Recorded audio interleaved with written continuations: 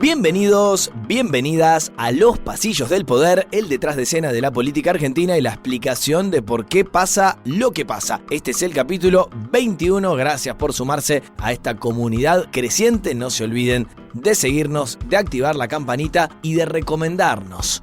Y si quieren que desarrollemos algún tema particular, no olviden de hacérnoslo llegar a @Nacho Girón. Me va a gustar un montón leerlos.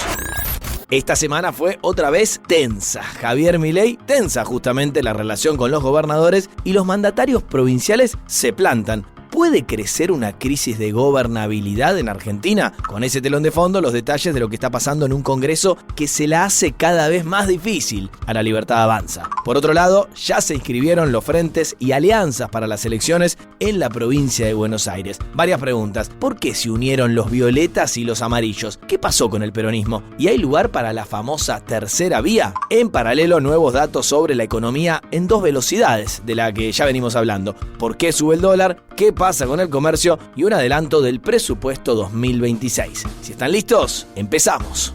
Los Pasillos del Poder, con Nacho Girón, el detrás de escena de la política argentina. Y Los Pasillos del Poder es presentado por La Cardeus, porque su calidad supera la realidad y te invita a soñar, a pesar de que, claro, la actualidad no te deje dormir tranquilo. Este mes en La Cardeus pagás una línea y te llevas la superior. Ahorrá hasta un 60%. Pagan 18 cuotas sin interés y el envío encima es gratis. La Cardeus, tradición de calidad. Y hoy voy a arrancar por una pregunta clave. ¿Hay una incipiente, al menos crisis de gobernabilidad en Argentina? Adelanto la respuesta. Sí. Hay una tensión cada vez más fuerte con las provincias de nuestro país que genera turbulencias en el Congreso y a todo esto se le suma la inestabilidad, sobre todo del dólar, que venía quieto. Se combina todo esto en el escenario político y económico con el telón de fondo de las elecciones cada vez más cercanas y tenemos un licuado de problemas realmente grandes. Voy a arrancar explicando por qué hay una crisis de gobernabilidad en ascenso, resumiendo lo que pasó alrededor del 9 de julio, de la fecha patria en nuestra República Argentina, que resume perfecto el problema que está teniendo la Casa Rosada con los gobernadores. Estaba todo listo en Tucumán para conmemorar el 209 aniversario del Día de la Independencia, con la presencia del presidente Javier Milei. Y se suponía también, o al menos eso quería el oficialismo libertario, con la mayor cantidad de gobernadores presentes en la Casa Histórica de Tucumán. ¿Pero qué pasó? Bueno, que prácticamente nadie había confirmado presencia. Iba a estar el gobernador local, no se podía fugar, es Osvaldo Jaldo.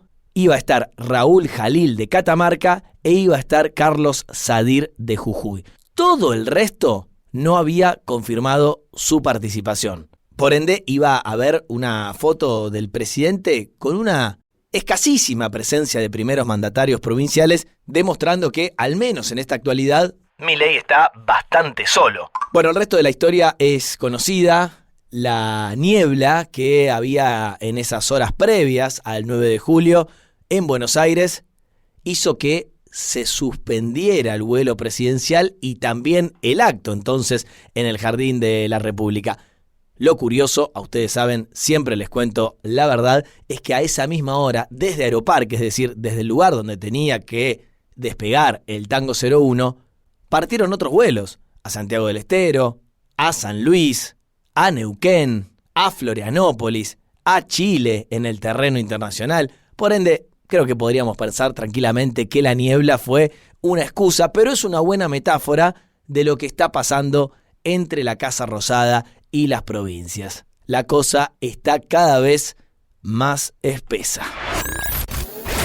Y les quiero explicar qué pasa en el más liso castellano. Javier Milei ganó la primera vuelta con el 30% de los votos y más allá de la contundente victoria en el balotaje, eso le alcanzó para tener 38 diputados y 7 senadores. Está en franca minoría en el Congreso, al menos hasta que se renueven las dos cámaras, y eso lo obligó a hacer alianzas con distintos sectores políticos, sobre todo con algunos mandatarios que desde siempre dijeron que al oficialismo lo querían ayudar. Bueno, ¿cómo le pagó ese apoyo la Casa Rosada? Según los gobernadores, de ninguna manera. Ese apoyo no sirvió para nada. ¿Por qué? Bueno, justamente porque los primeros mandatarios dicen que el oficialismo les arma listas libertarias en su territorio, desafiándolos así políticamente en estas próximas elecciones. Dicen también que la Casa Rosada no le reparte a las provincias dinero que le corresponde, por ejemplo, de la parte del impuesto a los combustibles que pagamos todos cada vez que cargamos nafta, por ejemplo, y que está retaseando el Ministerio de Economía, quedándose con esa plata, que hay falta de obras de infraestructura, que nadie mejora las rutas y esto genera accidentes, y un largo etcétera de cuestiones que fue, insisto, tensando la cuerda entre las dos puntas. Y es por eso justamente que prácticamente ningún gobernador iba a asistir al 9 de julio en Tucumán. Déjenme decirles también que esto explica parte de la interna que está habiendo y es muy fuerte entre Karina Milei, la hermana del presidente, y Santiago Caputo. Karina Milei piensa que hay que hacer armados electorales en todas las provincias y tener el látigo bien preparado para ejercer el poder ante cualquiera, aunque sea un aliado. Dice Santiago Caputo todo lo contrario, que hay que ser más inteligentes y hábiles a la hora de relacionarse, sobre todo con los que ayudan al gobierno, y que tensar demasiado la cuerda les puede complicar precisamente la gobernabilidad. Evidentemente, Milei ya tomó partido, y tomó partido por la secretaria general de la presidencia. Si no, escuchá lo que dijo esta semana sobre los gobernadores. La recaudación está creciendo entre el 8 y el 10% real. ¿Y entonces por qué piden? ¿Están locos? No, quieren destruir al gobierno nacional. ¿Todos? Sí, obvio, claro. Porque en el fondo lo que prueba lo que nosotros estamos haciendo es que lo que se hizo en la economía argentina durante los últimos 100 años está mal. Y que todo eso era malísimo para los argentinos de bien, pero era un negocio enorme para el partido del Estado. Independientemente del color político que tenga, son todo el partido del Estado. Entonces, en realidad, a ellos no les importa, digamos, si los argentinos van a estar peor o mejor. A ellos les importa el poder y la de ellos. Muy fuertes estas palabras, teniendo en cuenta que Milei no se refiere solo a los opositores más acérrimos, como Axel Kicillof, sino también a dialoguistas como Rogelio Frigerio de Entre Ríos, o personas que están haciendo cierto equilibrio político, como Martín Yarlora de Córdoba. Con ese telón de fondo, el Congreso le está haciendo la vida imposible a La Libertad Avanza. En lo que va del año, la Casa Rosada, escuchen bien, todavía no aprobó ninguna ley propia. De hecho, está durmiendo el sueño de los justos, el famoso proyecto de inocencia fiscal, ese que tenía que fomentar el uso de los dólares debajo del colchón. ¿Se acuerdan? Bueno, no avanzó absolutamente nada. Consignan en el newsletter legislativo Hecha la Ley de mis colegas Débora Urieta, Carolina Ramos y Jazmín Buloni, se los recomiendo, que lo único que logró el oficialismo en el Congreso fue ratificar ese acuerdo que hizo la Argentina con el Fondo Monetario Internacional. Nada más.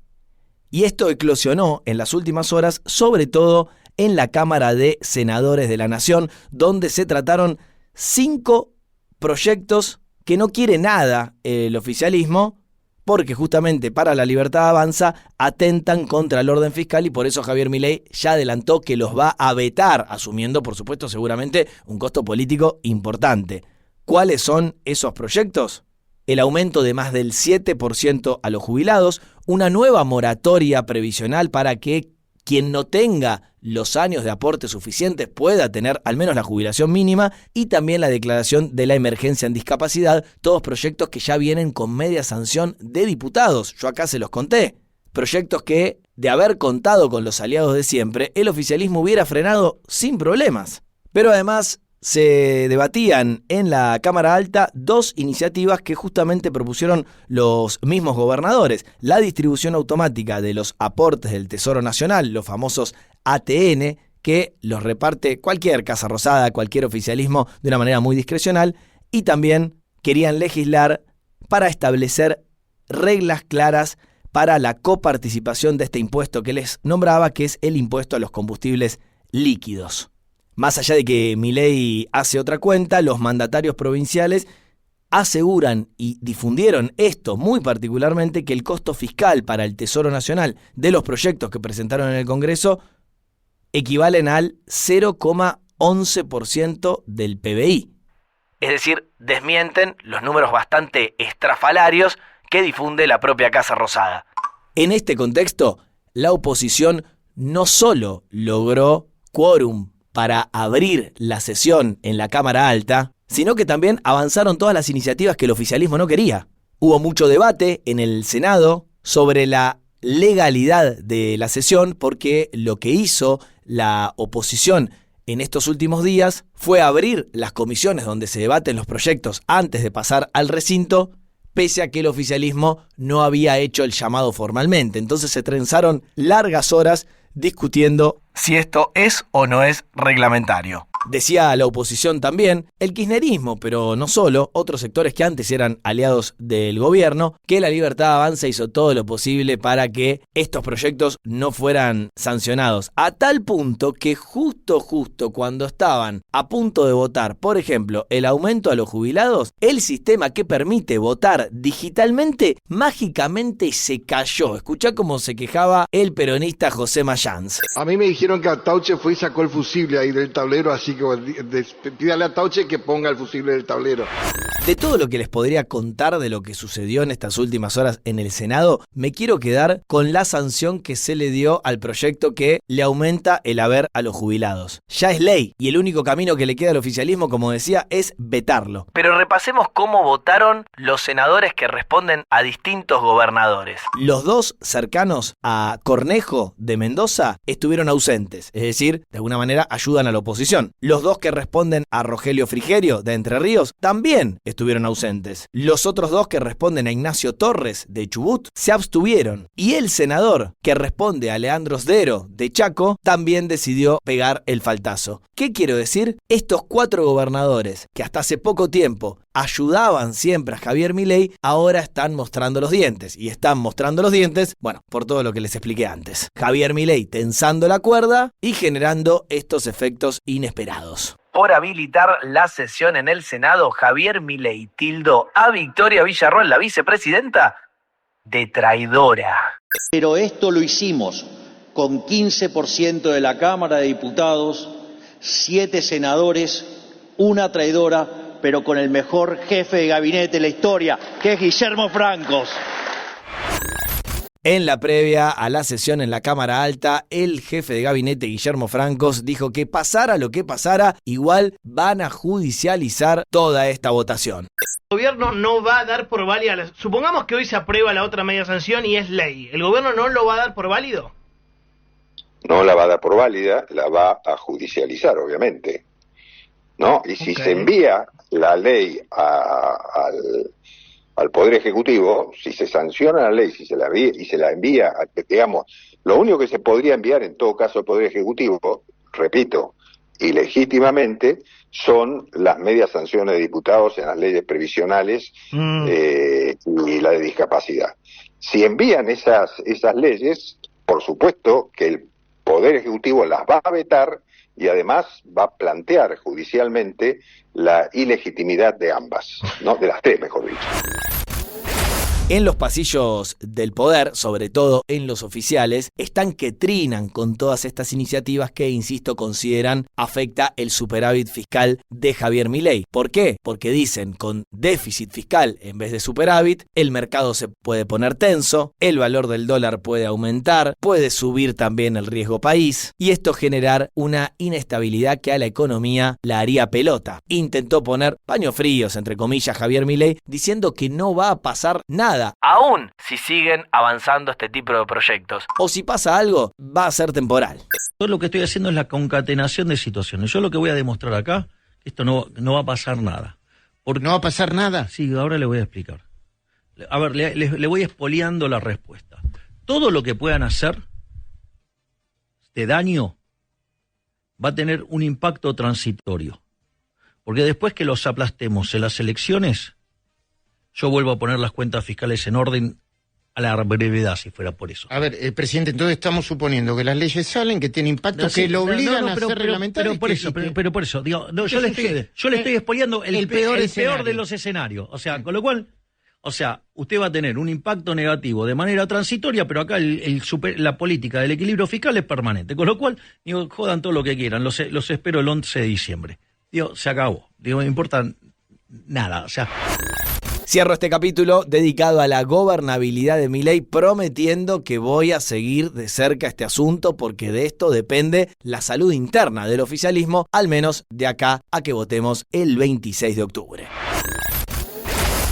Y hablando de elecciones, las elecciones en la provincia de Buenos Aires, recuerden, son el domingo 7 de septiembre y este 9 de julio cerraba el plazo para inscribir frentes electorales en la provincia de Buenos Aires. Y quiero decirles, porque mucho hablé de este tema, que finalmente el peronismo decidió jugar unido. Lo va a hacer con el Frente Fuerza Patria, por supuesto. Alerta spoiler, ya lo aclaro, no es que de repente son todos amigos, friends will be friend, y ahora está todo bien. No, por supuesto que se siguen mirando con recelo y que nadie tiene demasiada expectativa de que esta unión pueda permanecer durante mucho tiempo, pero evidentemente evaluaron que si iban separados le regalaban la cancha al oficialismo libertario. En el territorio, por supuesto, más importante de la República Argentina, porque siempre lo digo, tiene el 40% del padrón electoral. Adentro entonces de Fuerza Patria van a estar todas las tribus peronistas, con representación de Axel Kicillof, del sector de Máximo y Cristina Kirchner, y también el sector de Sergio Massa, más un montón de aliados. Ojo, porque el hecho de que se haya cerrado este y otros frentes electorales no quiere decir que todavía estén las peleas terminadas, porque de acá al 19 de julio van a tener que cerrar las listas legislativas para el territorio bonaerense, y ahí agárrate. De hecho, en el último congreso del PJ, que fue en Merlo, el intendente de Malvinas Argentinas, Mariano Cascallares, pidió ecuanimidad para todos los sectores peronistas. Quienes deberán garantizar la estricta ecuanimidad de la representación de los sectores del peronismo, de la conformación de la alianza y los actos dispositivos que emanen de los compañeros y compañeras facultadas por este Congreso. Aplaudían los muchachos y muchachas porque ecuanimidad significa que no haya nadie sobre representado, que no estén las listas llenas de personas, por ejemplo, que responden a Máximo Kirchner, que haya justamente ecuanimidad. ¿Podrán? Dicho sea de paso, esta semana Cristina volvió a hablar desde su detención con la excusa, entre comillas, justamente del 9 de julio. Hay menos gente debajo de San José 1111 en el barrio porteño de Constitución, y el equipo legal de CFK sigue diciendo que va a apelar su reclusión por corrupción en la causa vialidad ante los tribunales internacionales. Hubo acuerdo también, forzado, también complicado, entre la Libertad Avanza y el PRO en la provincia de Buenos Aires. El nombre va a ser Alianza La Libertad Avanza. ¿Y no dice en ningún lugar PRO? No. ¿Y no va a haber amarillo PRO en la boleta? No, tampoco. La boleta va a ser violeta. ¿Y entonces por qué los amarillos cerraron un acuerdo con los libertarios? Bueno, también, evidentemente, en este caso porque consideraron, Mauricio Macri a la cabeza con su armador Cristian Ritondo, que ir por afuera podía terminar de dinamitar ese partido. Una cosa importante, la primera que habló en la presentación de esta alianza fue Karina Milei, demostrando un poder absoluto sobre la estrategia política libertaria, incluso por sobre Santiago Caputo, que como les conté, están en un vínculo complicado. Karina utiliza la misma estrategia que ya usó en la ciudad de Buenos Aires y dice: kirchnerismo o libertad. Quiero agradecer la grandeza que tuvieron cada uno de ellos para dejar sus intereses particulares para... ¿No se escucha? Disculpen, saben que no estoy acostumbrada a esto, ¿no? Los intereses particulares de lado para unir fuerzas para ir contra el verdadero enemigo, que es el kirchnerismo. Como todos saben, el kirchnerismo está atrincherado en la provincia de Buenos Aires. Entonces ahora va a tener un enemigo mucho más fuerte para combatir contra ellos. Y vamos a dar la batalla y le vamos a ganar al kirchnerismo para terminarlo para siempre. Porque como venimos diciendo nosotros, esto es kirchnerismo o libertad. Hay dentro de los frentes electorales de la provincia de Buenos Aires una tercera vía, se llama Somos Buenos Aires. Y adentro están parte de la UCR, un sector que responde al ex gobernador de Córdoba, Juan Schiaretti, la coalición cívica de Elisa Carrió, intendentes del PJ disidente, podríamos decir, y hasta vecinalistas. Anoten estos nombres, no quiere decir que todos sean candidatos, pero sí que participan de este acuerdo. Facundo Manes, que es radical, Florencio Randazzo, que es peronista, Julio Zamora, el intendente de Tigre, y Fernando Grey de Esteban Echeverría, que también son peronistas, el vecinalista Guillermo Britos, que es el intendente de Chivilcoy, y hasta Emilio Monzó y Margarita Stolbizer. La tercera vía, en busca de romper la polarización reinante entre la Libertad Avanza y el PRO y el kirchnerismo. Obviamente es una parada difícil, desafiante, que también vamos a seguir de cerca. El neurocientífico Manes, que es uno de los artífices de este acuerdo, este frente, esta alianza, está jugando fuerte en contra de Javier Milei. De hecho, le consulté su opinión por el presidente y directamente lo tilda de casta. ¿Vos ves que la política, te digo porque vos tenés una visión como que mira de arriba todavía estas cosas, que ves que la política está muy en la rosca y a veces se olvida de los problemas de la gente? Sí, yo creo que la política está en los privilegios de muchos políticos que solamente piensan en el próximo cargo, en su futuro personal y no en el destino común. Creo que la sociedad lo sabe. Creo que Milei vino a reemplazar eso y se convirtió en el jefe de la casta. O sea que también hay una gran parte de la población que está defraudada porque pensó que el cambio era real y Milei no solo que está rodeado de la casta, sino que usa los métodos de la casta en el Congreso para cambiar voluntades. Lo vimos el año pasado, senadores, diputados, que un día votaron una cosa, el mismo proyecto lo votaban en forma contraria a los días. Entonces hay una gran apatía. Y te digo la verdad, yo ayer tampoco estuve tan involucrado en esto. Y cuando llegué a mi casa, porque tuve que salir un momento para reunirme, mi mujer me dice dónde estabas y le expliqué y no me entendió, ni yo le expliqué bien. Mirá, o sea, fuerte. La verdad que la sociedad está apática. No los quiero aburrir con muchos datos, pero hay otros frentes inscriptos para las elecciones del 7 de septiembre en Buenos Aires. Hay 9 en total, desde algunos libertarios blue, como yo les digo, porque se escindieron del Partido Violeta, hasta el Frente de Izquierda, que ya tiene algunos incluso candidatos confirmados de manera adelantada, como Nicolás del Caño, que va a ir por la famosa tercera sección electoral, la más poblada dentro de la provincia, o Romina del Pla, que va a ir como candidata en la primera. Eso sí, la izquierda va otra vez dividida porque afuera quedó el Nuevo Más, el partido que lidera la dirigente Manuela Castañera. Ya lo dije, pero repito por las dudas y cierro este segmento. De acá al 19 de julio hay tiempo para que conozcamos todos los candidatos para las elecciones provinciales. Y antes de avanzar con nuestra última información, les quiero pedir que no pongan excusas para nada. Porque podés poner de excusa que el ritmo político de Argentina te da dolor de cabeza o de panza, pero no tenés excusas a la hora de cuidar tu salud. Por eso, este segmento de Los Pasillos del Poder lo acompaña Medife, la cobertura con alcance nacional que te acerca a más de 60.000 profesionales, CamDoctor 24/7 y excelencia médica. Todo con hasta un 50% de ahorro. Asociate hoy llamando al 0810-122-0400 y cuida tu salud sin excusas. Esta fue la semana del fin de las facultades delegadas que el Congreso había delegado precisamente en el Poder Ejecutivo y por eso el gobierno anunció la disolución de la Dirección Nacional de Vialidad, de la Comisión Nacional de Tránsito y la Seguridad Vial, de la Agencia Nacional de Seguridad Vial, la modificación y degradación en organismos más chicos del Instituto Nacional de Tecnología Industrial, el INTI, o el Instituto Nacional de Tecnología Agropecuaria, el INTA, la modificación del Instituto Nacional de Vitivinicultura, que tiene que ver con los vinos de la República Argentina, y hasta muchísimas modificaciones en dependencias del Ministerio de Salud. Todo esto implica, por supuesto, mucha pérdida de empleo en el sector público. Fíjate la cuenta que hace el ministro de Modernización de la República Argentina, el que tuvo que ver todo con lo que estamos contando, Federico Sturzenegger. El gobierno de Javier Milei ha generado una reducción en la planta del Estado de 50.000 personas.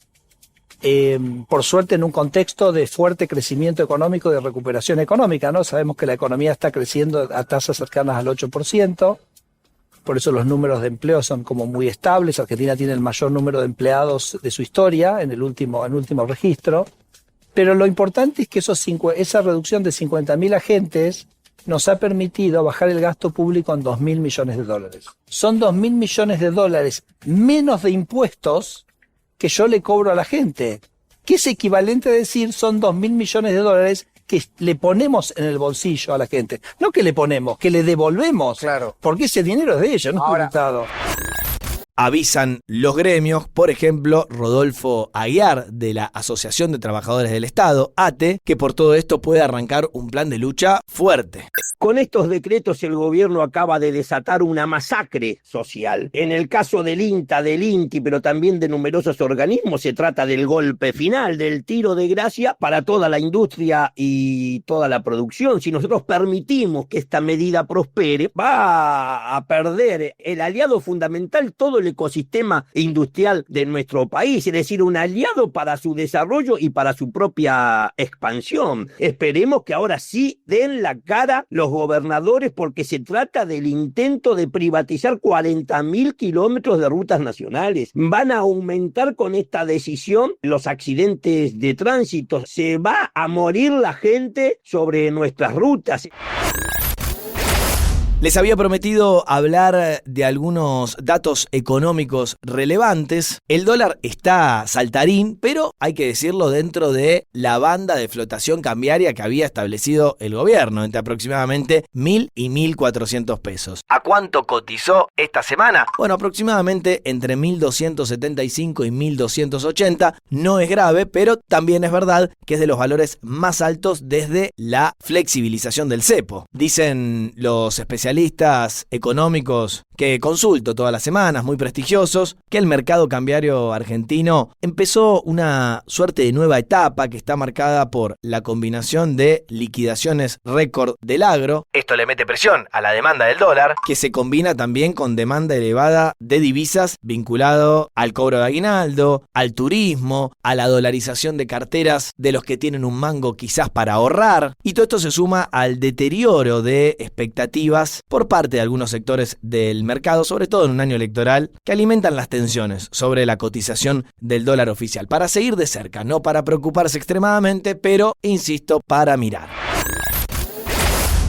El Poder Ejecutivo en paralelo mandó al Congreso ya el adelanto del presupuesto 2026, habida cuenta de que hace 2 años que no tenemos presupuesto porque nunca se pusieron de acuerdo el oficialismo y la oposición, y la Libertad Avanza tampoco quiso empujar mucho porque no tener presupuesto les permite modificar partidas de dinero sin ningún tipo de límite. Bueno, justamente en ese adelanto, el Ministerio de Economía estimó que este año, el 2025, va a terminar con un dólar a 1.229 pesos. Hoy la cotización, como les decía recién, es más elevada que ese número, una inflación interanual del 22,7%, teniendo en cuenta que hasta acá acumula 13,3%, y un crecimiento del Producto Bruto Interno del PBI de 5,5%, es decir, la economía expandiéndose. Hablando de inflación, el INDEC va a dar a conocer la cifra del IPC nacional el próximo lunes 14 de julio.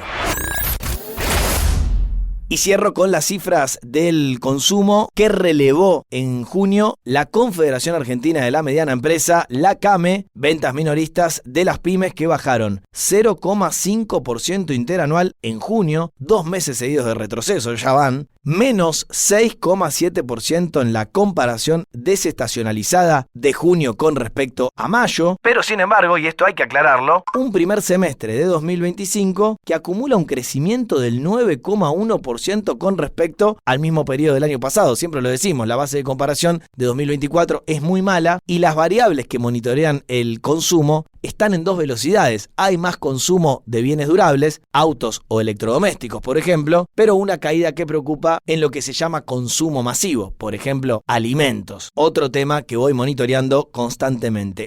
Ojo, según los comerciantes que responden la encuesta de la CAME, el 50% todavía cree que la situación va a mejorar en los próximos 12 meses. Ahí hay justamente una luz de esperanza para el oficialismo que está viviendo todos los problemas que les acabo de relatar. Pasa mucho esto. Personas que apoyaron a La Libertad Avanza y que muy probablemente la van a seguir apoyando, lo cual les va a dar buenas elecciones provinciales y nacionales, pero la luz de alerta de que la paciencia no es infinita.